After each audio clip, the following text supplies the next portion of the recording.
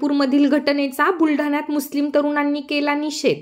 कानपूरमधील तरुणांवर दाखल केलेले गुन्हे खारिज करण्याची मागणी।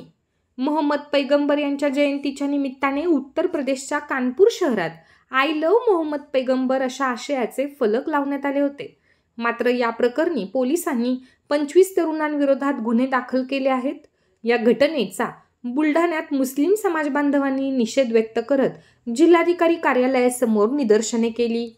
पोलिसांनी केलेली ही कारवाई जातीय तेढ निर्माण करणारी असल्याचे सांगत हे संपूर्ण दाखल केलेले गुन्हे खारिज करण्यात यावेत अशी मागणी यावेळी करण्यात आली आहे। मागणीचे निवेदन जिल्हा अधिकाऱ्यांमार्फत राष्ट्रपतींना पाठवण्यात आले।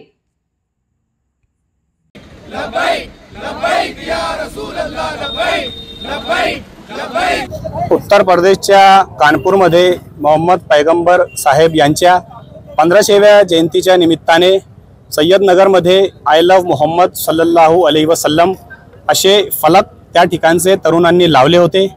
सदर फलकावरून उत्तर प्रदेश कानपूर पोलिसांनी सदर 25 युवकांविरुद्ध गुन्हे दाखल केलेले आहे। ही अत्यंत निषेधार्ह घटना आहे। आम्ही या घटनेच्या निषेधासाठी आज बुलढाणा जिल्हाधिकारी या ठिकाणी आलेलो आहे।